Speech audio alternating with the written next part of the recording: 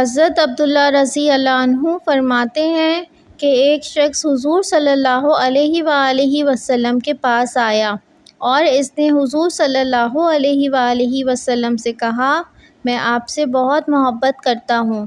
آپ صلی اللہ علیہ وآلہ وسلم نے فرمایا، جو تم کہتے ہو اس پر غور کر لو۔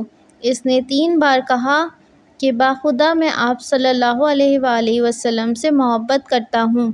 آپ صلی اللہ علیہ وآلہ وسلم نے فرمایا، اگر تم اپنی بات میں سچے ہو تو فقر و فاقہ کا مقابلہ کرنے کے لیے ہتھیار فراہم کر لو۔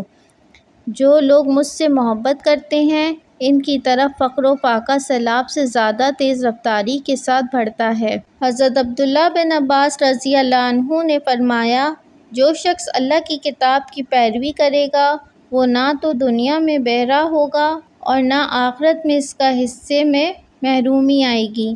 پھر انہوں نے یہ آیت پڑھی، جو شخص میرے ہدایت نامے کی پیروی کرے گا وہ نہ تو دنیا میں بھٹکے گا اور نہ آخرت میں بختی سے دوچار ہوگا۔